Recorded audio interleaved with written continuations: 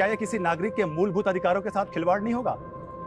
जी हाँ दोस्तों, कुछ ऐसा ही खिलवाड़ हुआ है सर्व कृपा हॉस्पिटल में अपनी बीवी का इलाज करा रहे भोलाराम जी के साथ। भोलाराम जी, बिल्कुल निडर होकर बताइए कि आपके साथ क्या हुआ है। साहब, ये सर्व कृपा हॉस्पिटल में लूट मची रखी है। हमारी क्या वो कहते हैं वेंटिलेटर। हाँ, ये हमारी मिसिस को उस पर रखकर बोलते रहे कि वो जरूर बच जाएगी, और इतना लंबा बिल बना दिया कि हमारी जेब खाली हो गई। मतलब आपके साथ धोखाधड़ी हुई है? अरे बहुत बड़ी धोखाधड़ी हुई साहब। अभी भी ये लोग कहते हैं कि हमारे पर लाखों रुपया बकाया, अगर हम वो नहीं चुकाएंगे तो ये हमारी पत्नी की डेड बॉडी नहीं देंगे हमें। देखा दोस्तों, किस तरह इस हॉस्पिटल में एक गरीब आदमी की बीवी का लाश का सौदा किया जा रहा है। बंद कर! अरे बंद कर! अरे चल बाहर निकल! निकल बाहर! ऐसे गुंडई करके जनता की आवाज को दबाओगे? निकल बाहर! अभिजीत देख तुम्हारा कैसे पोल खोलता हूं मैं। अभिजीत, पूरे हॉस्पिटल के बर्बाद कर दूंगा मैं। चल चल चल निकल! सेफ नहीं है ये एरिया, चलना यहाँ से। यार तुझे मना किया था, इतने रिस्क मत लिया कर तू। हॉस्पिटल के सामने ये स्टोरी करने से मना किया था तुझे। वहाँ लड़की वाले घर पे इंतजार कर रहे हैं और तुम अभी तक यहीं हो। अरे विनोद भैया, वो जरूरी ब्रेक थ्रू था, इंतजार नहीं कर सकते थे हम। तेरी होने वाली बीवी भी इंतजार कर रही है तेरा। यार राजीव, तू तो कब तक लड़कियों से भागता रहेगा? आज तो सगाई पक्की है। ले चल। मर्दों से तो कोई प्रॉब्लम है ही नहीं इसको, बस लड़कियों से ही प्रॉब्लम है। चल। अब तो दोनों बहनें एक ही घर में, इससे अच्छी क्या बात हो सकती है आपके लिए? जी पापा, हम तो बहुत लकी है, हमारी प्यारी बहन वर्षा ही हमारी देवरानी बन रही है। क्यों विनोद जी? हाँ राखी जी, बड़ा भाग। हाँ भाई, आप बड़ा भाग वाला है तू। हाँ बैठ बैठ अभिजीत। भाई सच सच बता, पसंद आई हमारी साली साहिबा?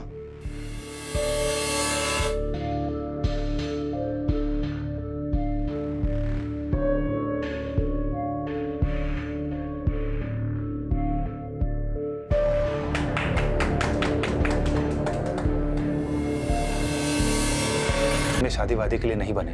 अभी भैया भाभी के कहने पे जबरदस्ती सगाई तो कर ली, लेकिन तुम तो जानती हो ना हमारी दुविधा।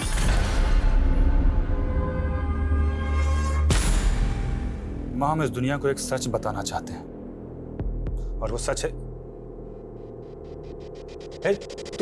तुम क्या कर रहे हो यहाँ पर? नहीं, वो आपकी मम्मी के खाने का टाइम हो गया है ना, इसीलिए आए थे। माँ, हम आते हैं।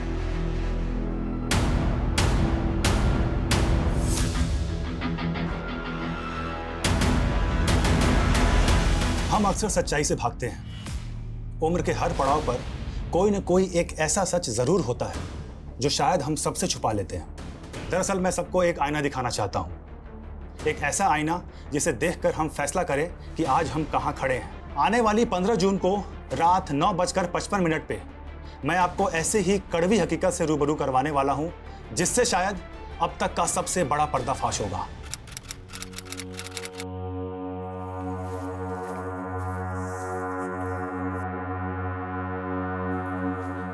अरे अभिजीत पता नहीं कहाँ रह गया। अरे विनोद भैया, क्या हो गया ये? अरे कुछ नहीं, थोड़ा चक्कर खा के गिर गए थे। अरे बाप रे। अच्छा ये बताइए, अभिजीत को देखा आपने? हमें नहीं मालूम। भाभी भैया, आज 15 तारीख है, 15 जून रात को 9:55 पे वो आज मेरे साथ लाइव आने वाला था, वहां पे किसी चीज का खुलासा करने वाला था। फोन भी नहीं लग रहा है यार उसका, पता नहीं कहाँ रह गया है।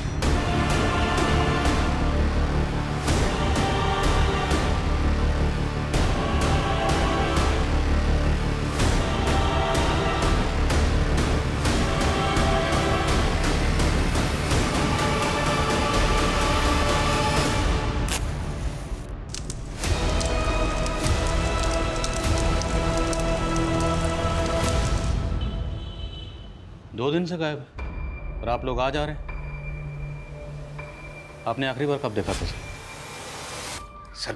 15 जून की दोपहर तो उसने हमारे साथ लंच किया था, उसके बाद पता नहीं कहाँ गायब हो गए। तो क्या उसके गायब होने का राज इस वीडियो से जुड़ा हो सकता है जिसमें वो किसी का खुलासा करने वाला था? आने वाली 15 जून को रात 9:55 पे मैं आपको ऐसे ही कड़वी हकीकत से रूबरू करवाने वाला हूं, जिससे शायद अब तक का सबसे बड़ा पर्दाफाश होगा। हमें तो कुछ समझ नहीं आ रहा सर, आप ही कुछ मालूम कीजिए। ये चोट कैसे लगी आपको? सर वो अचानक से लो बीपी हो गया था, चलते चलते तो सड़क पे गिर गया, उसी से लग गई। अभिजीत ने ये वीडियो कहाँ रिकॉर्ड किया था? सर अभिजीत ने 1 साल पहले ही सोशल मीडिया पे उजागर न्यूज़ नाम से एक चैनल खोला था। उसके लाखों में फॉलोअर्स हैं और उसके 15 जून के खुलासे वाले वीडियो इन्विटेशन को भी लाखों हिट्स मिले। हैरानी इस बात की है कि अभिजीत के कैमरामैन तो ये नहीं पता कि 15 जून को वो क्या खुलासा करने वाला था। कहीं उसके गायब होने की कहानी का इस खुलासे से कोई ताल्लुक तो नहीं? लग तो ऐसा ही रहा सर। अगर ऐसा है तो हमारे लिए जानना ज़रूरी है कि 15 जून को वो क्या खुलासा करने वाला था। उसका लैपटॉप, ईमेल आईडी की डिटेल्स, कॉल रिकॉर्ड सब निकलो। लेट्स फाइंड आउट कि अभिजीत ने आखिरी बार किससे और क्या कम्युनिकेट किया था। Okay sir.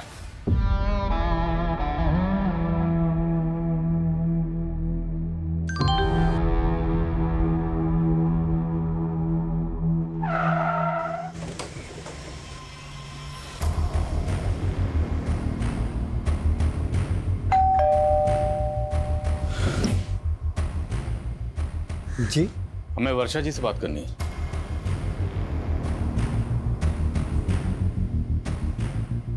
वर्षा जी, 15 जून की शाम को अभिजीत की फोन पर आखिरी बार बात आपसे हुई थी। उसके बाद से वो लापता। आपकी अभिजीत के साथ फोन पर क्या बात हुई थी? आई एम सॉरी वर्षा जी, लेकिन हम आपसे शादी नहीं कर सकते। ऐसा ऐसा क्यों बोल रहे हैं अभिजीत? वो हम आपको वजह भी नहीं बता सकते वर्षा जी। बस इतना समझ लीजिए कि इसी में आपकी भलाई है। सर ऐसा हो ही नहीं सकता। अभिजीत ने खुद शादी के लिए हाँ किया था। तो क्या आपकी साली वर्षा झूठ बोल रही है? राखी जी, आप अपनी छोटी बहन वर्षा के बारे में क्या कहेंगे? सर हमारे बहन में कोई कमी नहीं थी, सारी कमी अभिजीत में है। अब कहना क्या चाहती हैं? अब हमें लग रहा है कि अभिजीत शायद इस वजह से भागा होगा ताकि वो हम लोगों को फेस ना कर पाए कि उसने रिश्ता क्यों तोड़ा। अभिजीत 15 जून की रात को कोई बड़ा खुलासा करने वाला था लाइव आकर, और आपको लगता है कि इतना निडर पत्रकार इस वजह से गायब हो गया? नहीं सर, राखी के कहने का ये मतलब नहीं है। दरअसल हम लोगों को भी ये सुनकर बहुत धक्का लगा कि अभिजीत ये रिश्ता तोड़ना चाहता था। Sir 1 minute. बिरदास चौक पे लाश मिली है।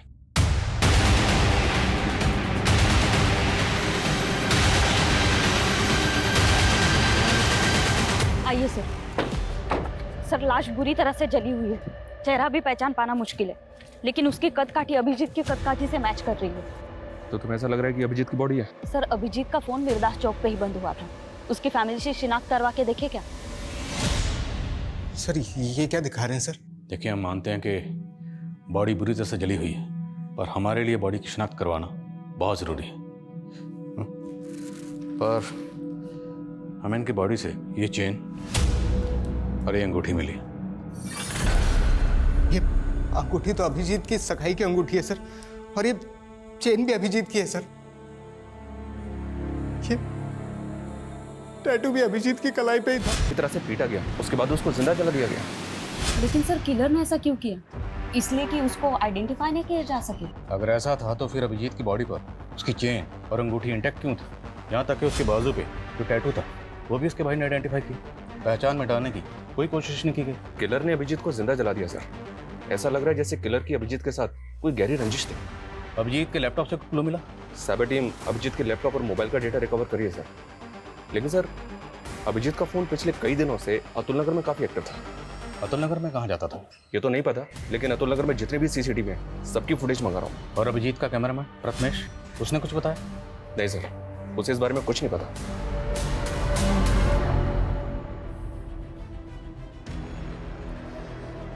अभिजीत एक सच्चे और ईमानदार जर्नलिस्ट थे जिन्होंने अपनी जान की परवाह किए बिना हमेशा सच का साथ दिया। मैं उनका फॉलोअर ही नहीं, मैं उनका सबसे बड़ा फैन भी हूं।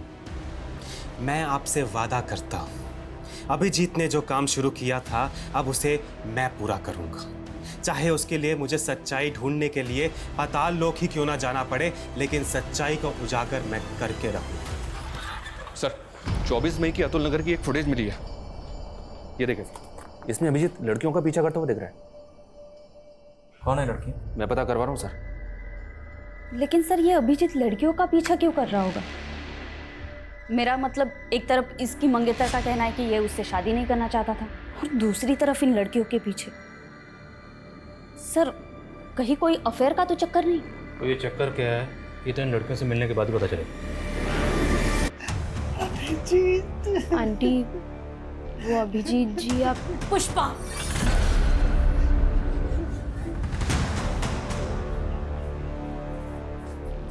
जी माँ जी को क्या बताना है और क्या नहीं बताना ये तुम्हारा काम नहीं है। तुम जाओ। हम उन्हें वो अभिजीत जी हम देख लेंगे। तुम जाओ यहाँ से। और हाँ, अब से काम पे मत आना। जी अब हम तुम्हें अफोर्ड नहीं कर सकते। हमारी माँ का ख्याल हम खुद रखेंगे। तुम जाओ।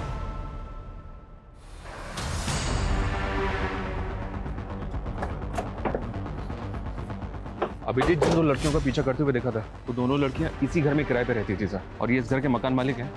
इन्होंने ही मकान किराए पे दिया। नाम क्या था दोनों लड़कियों का? सर बड़ी वाली का गीतांजलि और छोटी वाली का चंचल था। दोनों सगी बहनें थी। आप कहाँ हैं? सर वो लोग तो 10-12 दिन पहले अचानक घर खाली करके चले गए थे। रहने वाली कहाँ की थी? रेंट एग्रीमेंट में उनका नेटिव एड्रेस होगा। रेंट एग्रीमेंट तो नहीं बनाया, लेकिन हाँ वो बिहार की रहने वाली थी। तुम लोग भी ना, हम लोग बार बार गाइडलाइन जारी करते हैं कि बिना पुलिस वेरिफिकेशन के मकान किराए पर नहीं देना, पर सुधरोगे नहीं तुम लोग। सर गलती हो गई। लड़कियां करती क्या थी? सर वो घरों में मेड का काम करती थी। कहाँ, किस घर में? एक बीएन मेड सर्विसेज नाम की एजेंसी है, इसने चंचल और गीतांजलि इन दोनों का फोटो आइडेंटिफाई किया है। ये दोनों लड़कियां इसी एजेंसी के थ्रू काम पे लगी थी। BN made agency. सर ये लड़की गीतांजलि है और ये चंचल। ये दोनों बहनें बहुत मेहनती थी, कभी भी किसी क्लाइंट की कोई शिकायत नहीं आई। लेकिन ये बताइए कि दोनों लड़कियां अब हैं कहाँ? पता नहीं सर, अचानक से इन दोनों ने काम पे आना बंद कर दिया। क्यों? और मालूम नहीं सर। इन दोनों को एक मीणा नाम के एजेंट ने इंट्रोड्यूस करवाया था। इन दोनों लड़कियों के एड्रेस प्रूफ और डॉक्यूमेंट्स हमें दीजिए, और इनका जो एजेंट था मीना, उसकी डिटेल्स भी दीजिए। सर ये एजेंट है मीणा। आप सभी जानते हैं कि अभिजीत मेडिकल माफिया के खिलाफ काम कर रहे थे। उसके सारे सबूत अब मेरे पास हैं। ये उन हॉस्पिटल्स की लिस्ट है जिनके पास लाइसेंस ही नहीं, और इनके कितने सारे डॉक्टर्स ऐसे हैं जिनके पास डिग्रीज तक नहीं, जैसे कि doctor Gopal Sharma. Hello doctor Gopal, जो वीडियो मैंने भेजा है तुमको, उसे मैं बहुत जल्दी अपलोड करने वाला हूँ। तुम चाहते क्या हो? सर कहाँ है? चंचल और गीतांजलि इन दोनों बहनों की आईडी फेक है। क्या? जी हाँ सर, और इन दोनों बहनों का जो एजेंट है मीणा, उसकी भी सारी डिटेल्स फेक निकली। अब इन तीनों का कुछ पता भी नहीं चल रहा है।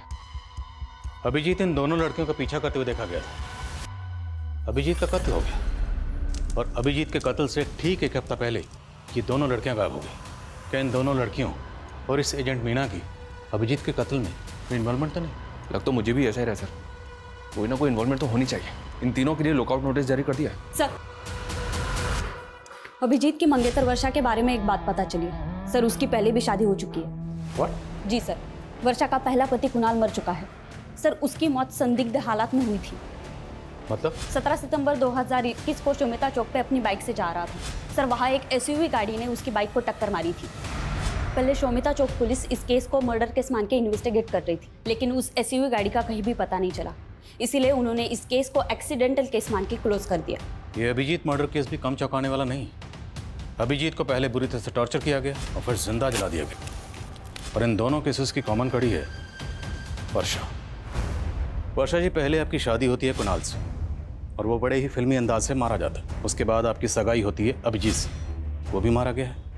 अब ये महज इत्तेफाक है, इसके पीछे की कहानी कुछ और है।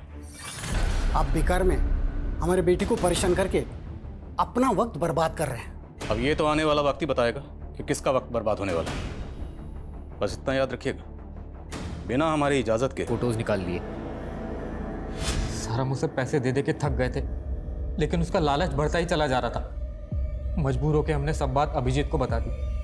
उसने हमें प्रॉमिस किया कि वो हमारी मदद करेगा। कहानी अच्छी है, लेकिन सिर्फ कहानी, यह हकीकत नहीं है। हकीकत मैं बताता हूँ कि अभिजीत को पता चल गया था कि तुम उस लड़की की मजबूरी का फ़ायदा उठाकर उसको ब्लैकमेल कर रहे हो, उसका रेप कर रहे हो। इसलिए अभिजीत उस लड़की की मदद कर रहा था और तुमने अभिजीत को रास्ते से हटवा दिया। नहीं सर, ऐसा कुछ भी नहीं हुआ सर। शर्मा, ये ऐसे नहीं समझ रहा, जरा समझाओ इसको अच्छी तरीके से। सर, गीतांजलि, चंचल और मीणा, ये तीनों अभी भी ट्रेस नहीं हो पा रहे हैं। और राजीव भी इस बात को एक्सेप्ट नहीं कर रहा है कि उसने लड़कियों के साथ कुछ किया है। लेकिन हाँ सर, वर्षा को इन्वेस्टिगेट करते हुए पता चला कि उसके हाथ भी साफ नहीं है। दरअसल कुणाल की माँ को अभी भी इस बात का शक है कि वर्षा ने इंश्योरेंस के पैसे के लिए कुणाल को मरवा दिया। कुछ भी साबित नहीं हुआ तो इंश्योरेंस का सारा पैसा वर्षा को मिल गया और बाद में उसने ये पैसा किसी और अकाउंट में ट्रांसफर कर दिया। किसके अकाउंट में? हाँ, वर्षा ने पैसों की मदद की थी, लेकिन इसमें गलत क्या है? क्या बहन बहन की मदद नहीं कर सकती? कैसी मदद? विनोद को करीब 2 साल से बिजनेस में काफी नुकसान हो रहा था। इनका पार्टनर इन्हें बहुत परेशान कर रहा था, पैसे वापस मांग रहा था। विनोद को पैसे वापस देने थे तो वर्षा ने मदद कर दी। लेकिन परेशानी तो फिर भी कम नहीं हुई। कुछ दिन पहले अटैक हुआ था ना आप पे।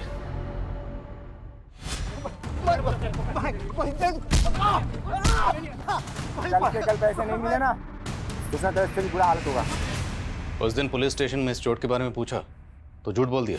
सर वो अचानक से लो बीपी हो गया था, चलते चलते तो सड़क पे गिर गया।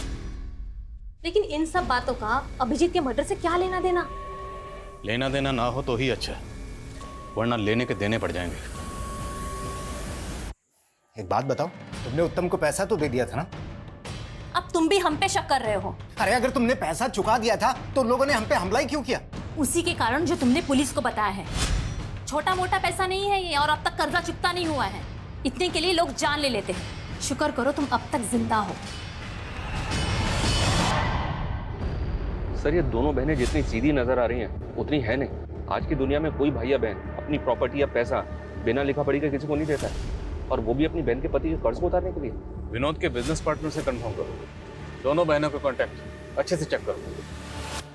तो तूने विनोद पे अटैक करवाया था? अटैक कैसा? आपको कोई गलतफहमी हुई है, और उसने कुछ पैसे लौटा भी दिए थे हमें। लेकिन उधार तो काफी बाकी है ना बीबी। वो भी निकलवा लेंगे। अटैक करवाएगा दोबारा? विनोद ने कंप्लेंट नहीं लिखवाई ना, फिर क्यों बाल की खाल उतार रहे हैं? और वो फुद्दू हमारे खिलाफ बोलने की हिम्मत भी नहीं करेगा। हाँ, हमसे बहुत बड़ा गलती हो गया। अगर हम अभिजीत को पहले ही सब कुछ बता दिए होते तो शायद वो हमें इस मुसीबत से निकाल चुका होता। ले लो, 70 लाख है इसमें। 70 लाख? ये 70 लाख तो सिर्फ आपके हुए ना डॉक्टर साहब, और आपके बाकी के नेक्सस के 70 लाख वो कौन देगा? हेलो नेताजी, एक लोकल जर्नलिस्ट मुझे धमकी दे रहा है। अगर आपकी मेहरबानी हो जाती तो। डॉक्टर साहब, हम स्वच्छ छवि वाले नेता हैं, ना तो खुद खाते हैं ना कभी किसी को खाने देते हैं। अब आपने कांड किया है, आप भुगतेंगे। लेकिन नेताजी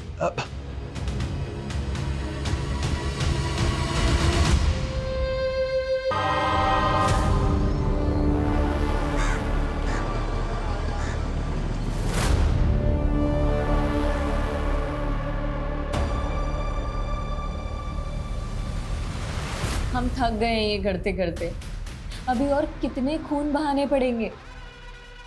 ये हमारा तीसरा अबॉर्शन है। न जाने तुमसे शादी करने के लिए हमें अभी कितना और इंतजार करना होगा। हम जल्दी सब कुछ ठीक कर देंगे। सब हम कुणाल से शादी करने के पहले से ही एक दूसरे से प्यार करते हैं। और सर, हमें पता था कि वर्षा के पिताजी हमें कभी स्वीकार नहीं करेंगे, इसलिए पहले कुणाल और अब अभिजीत खत्म कर दिया। नहीं सर, हमने ऐसा कुछ नहीं किया है। 15 जून को अभिजीत की आखिरी बार फोन पे बात तुमसे हुई थी? जी सर, हमारी बात जरूर हुई थी, पर बात कुछ और हुई थी। इस पर एक और नई कहानी। एक्चुअली सर, हम आपसे झूठ बोल रहे थे। हम किसी और से प्यार करते हैं। अरे लेकिन वर्षा, ये सब तुम हमको सगाई से पहले बता सकती थी ना। हाँ अभिजीत, लेकिन हम क्या करते? हम मजबूर थे। अभिजीत, क्या आप एक फेवर कर सकते हैं? आप खुद ही पापा को कह दीजिए ना कि आप शादी नहीं करना चाहते। लेकिन अभिजीत माना नहीं। तुम दोनों को लगा कि तुम दोनों की पोल खोल देगा, इसलिए तुम दोनों ने उसकी जान ले ली। वैसे तुम्हारे लिए किसी मासूम की जान लेना कोई बड़ी बात नहीं। 3 अबॉर्शन तो पहले ही करा चुके हो, और तुम अपनी बहन राखी को किस बात के पैसे दे रही थी? सर, उसको हमारे अफेयर के बारे में पता चल गया था। बोली कि अगर हमने उसे पैसे नहीं दिए तो वो हम दोनों को फंसा देगी। सरासर झूठ बोल रही है वो सर। अगर उसकी करतूतों के बारे में पता होता तो उसकी जान ले लेते। हमने सिर्फ विनोद का कर्जा उतारने के लिए उससे पैसे लिए थे और कुछ भी नहीं था। तो आप कहना चाहती हैं कि आपकी बहन और उसके आशिक ने मिलकर अभिजीत को मार दिया? उनकी बात वो जाने सर, हमने कुछ नहीं किया। क्या जोड़ी है दोनों बहनों की? छोटी वाली बड़ी पे इल्ज़ाम लगा रही है और बड़े वाली छोटी पे। कोई बात नहीं, वक्त आने पर सब पता चल जाएगा किसकी कहानी सच्ची है, किसकी झूठी।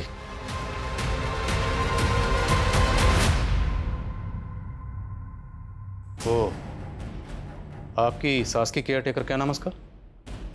पुष्पा। कहाँ वो? हमने उसे काम से निकाल दिया, अब हम उसे अफोर्ड नहीं कर सकते। रहती कहाँ वो? एड्रेस दीजिए। ये बात तो अभिजीत ही जानता था, हमें कुछ नहीं पता।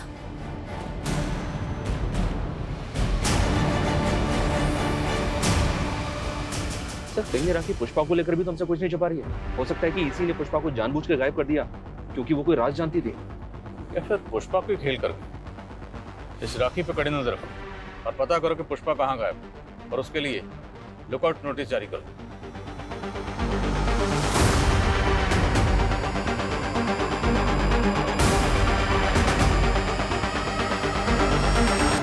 सर छत्तीसगढ़ पुलिस से पुष्पा के बारे में एक इन्फॉर्मेशन मिली है। पुष्पा एक बागी ग्रुप की मेंबर है और कई सालों से वांटेड है। पुष्पा एक बागी थी तो वो अभिजीत के घर पे क्या कर रही थी?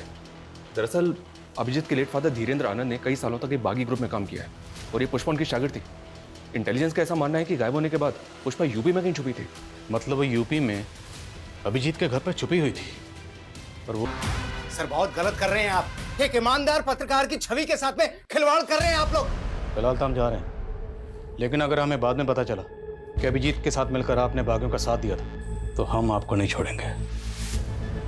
चलो, अपने फादर की तरह बागी ये और पुष्पा दोनों किसी सीक्रेट मिशन पर थे। जैसे ही मिशन पूरा हुआ अभिजीत ने अपनी मौत का ड्रामा रचा, उसके बाद वो और पुष्पा दोनों गायब हो गए। और इस बात के पूरे चांसेस हैं कि अभिजीत के घर वाले भी उनके इस मिशन में शामिल हों, क्योंकि अभिजीत की बॉडी पूरी तरह से जल चुकी थी। फिर भी उन्होंने आसानी से आइडेंटिफाई कर लिया। कैसे? अब तो बॉडी का डीएनए टेस्ट भी नहीं कर सकते, अंतिम संस्कार हो चुका है। शर्मा, ये केस तो हम सॉल्व करके रहेंगे। उसके लिए चाहे हमें गड़े मुर्दे क्यों ना खाने पड़े। अभिजीत की फैमिली, दोस्त, रिश्तेदार सबके बारे में सब कुछ पता करो। Okay sir.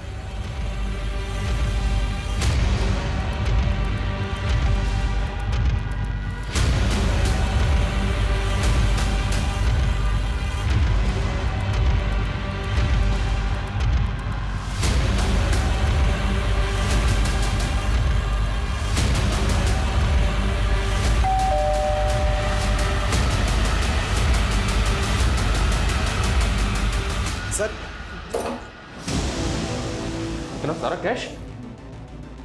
सर ये मेरा कैश नहीं है सर। तो किसका? सर ये तो अभिजीत का है। अभिजीत के लिए फंड इकट्ठा कर रहा है। आखिर ये अभिजीत करना क्या चाहता है? अभिजीत? सर उसका तो मर्डर हो गया ना। सर अभी बोल रहा है अभिजीत का कैश। सर ये उसी की ईमानदारी का मोल है जो हम बेईमानी से कमा रहे हैं।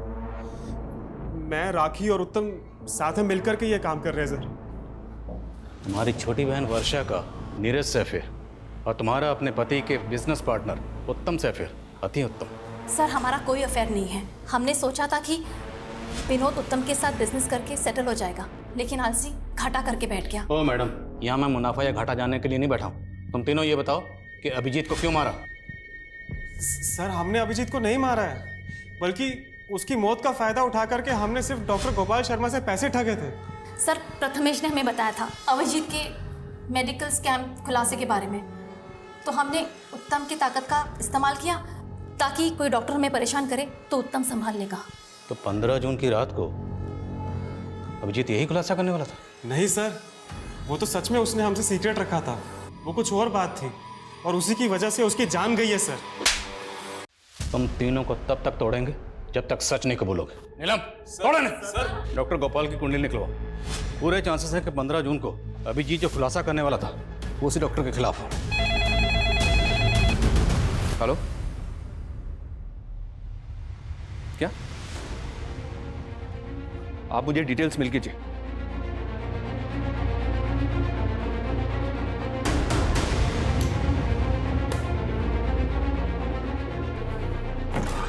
सर हमारी मेन सस्पेक्ट गीतांजलि की तो मौत हो चुकी है। गीतांजलि मर चुकी है? जी हाँ सर, ये देखिए कानपुर पुलिस ने उसकी बॉडी को रिकवर किया था।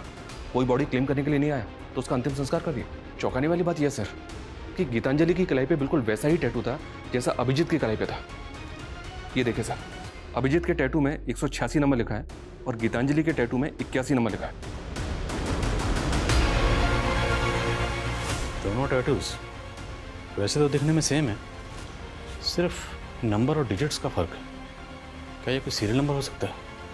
और इन टैटूज का हमारे सस्पेक्ट्स में से और किससे कनेक्शन हो सकता है? राजीव, वर्षा, नीरज, राखी, प्रथमेश, उत्तम या फिर पुष्पा? अभिजीत और गीतांजलि के बीच का कॉमन कनेक्शन है राजीव, लेकिन सर राजीव का तो कहना है कि वो इन टैटूज के बारे में कुछ नहीं जानता। ना कभी पूरा नहीं हो सकता। सर चंचल के बारे में हमने अभिजीत को मार्च में बता दिया था।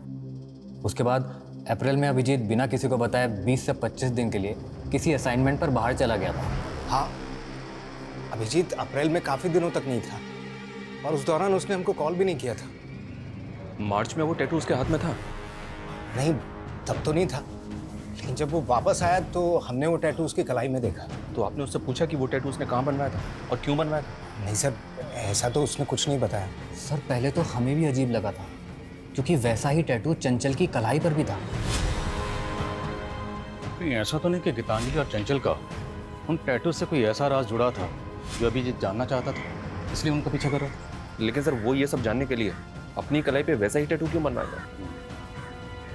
और ये अभिजीत अप्रैल में 20-25 दिन के लिए कहाँ गायब था? और ये सवाल अब भी वहीं का वहीं है कि वो 15 जून की रात को 9:55 पर ऐसा क्या खुलासा करने वाला था?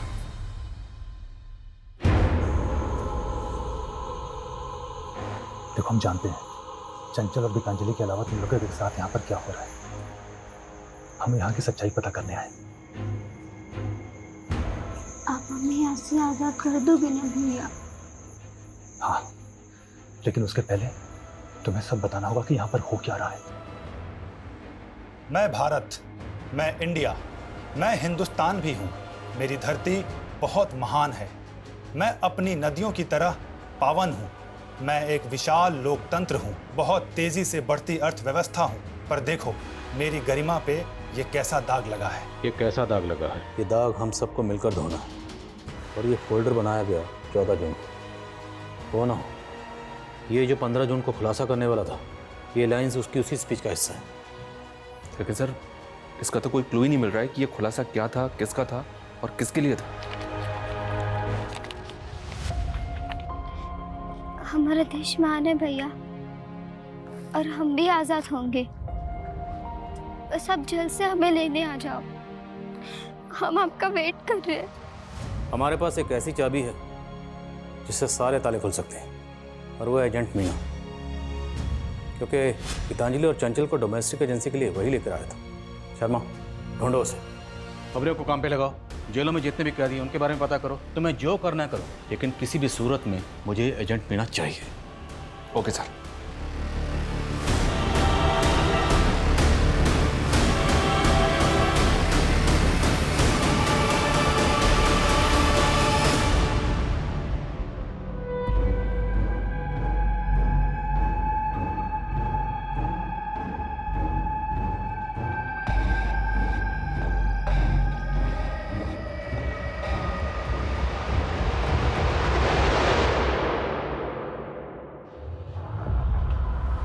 मीना, चेक करो।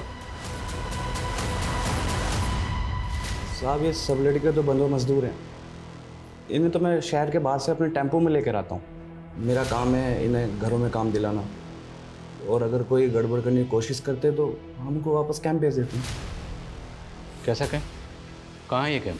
कैंप के बारे में मैं कुछ नहीं जानता। ये तो मुझे शहर के बाहर एक जगह पे मिलती हैं सब। कैंप का कोई बंदा लेके आता है इनको। ये सब करवाता कौन है? मालिक कौन है? साहब, इसके बारे में मुझे कुछ नहीं पता। सबसे पहले हमें ये पता करना होगा ये कैंप है कहाँ। इस नेक्सस ने बहुत गहराई तक अपनी जड़ें फैला रखी। ड्रोन कैमरा यूज़ करने की परमिशन निकलो। पूरा शहर, उसके आसपास जितने एरिया, सब जगह स्कैन करो। कोई भी एरिया छूटना नहीं चाहिए।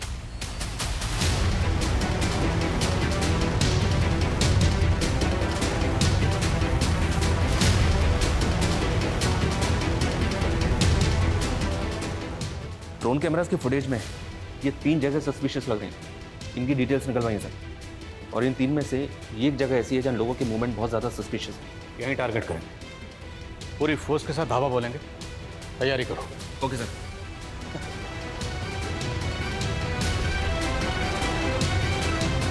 पुलिस! अरे पुलिस! अरे भागो!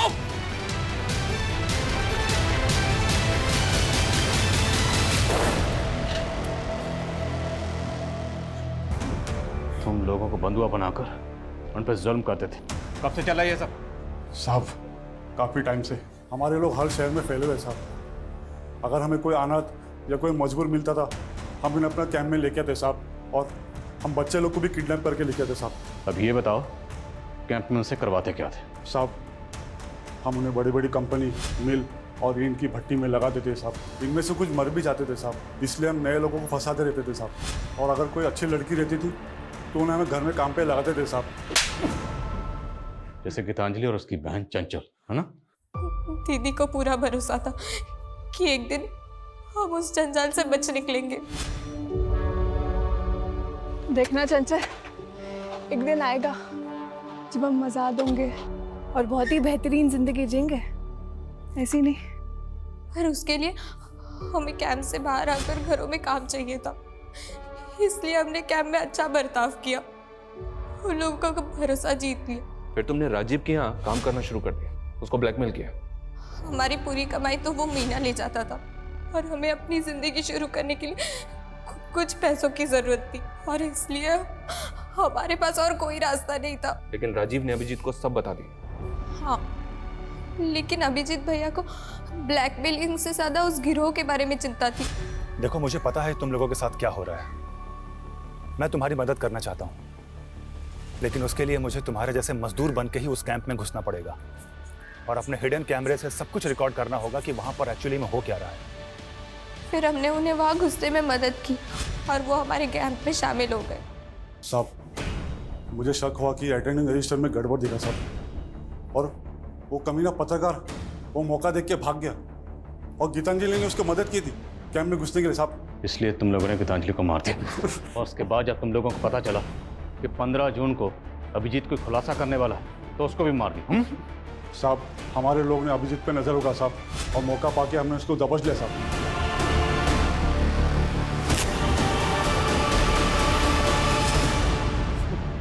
बोल, अपने बाप का नाम बोल।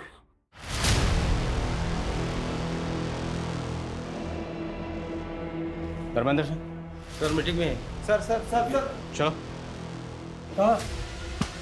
धर्मेंद्र जैसा बड़ा नेता इस नेक्सस का मास्टरमाइंड होगा, ताज्जुब हो रहा है सर। उस फैक्ट्री में तकरीबन 150 औरत मर्द और 50 से ज्यादा बच्चों के साथ इस तरह का दुर्व्यवहार किया जा रहा था। ये जानने के बाद बहुत तकलीफ हो रही है। लेकिन सर, पुष्पा का इस गिरोह से कोई लेना देना नहीं, हालांकि वो अभी तक गायब है। सर, हमने उसकी रिपोर्ट नेशनल एजेंसी को दे दी है।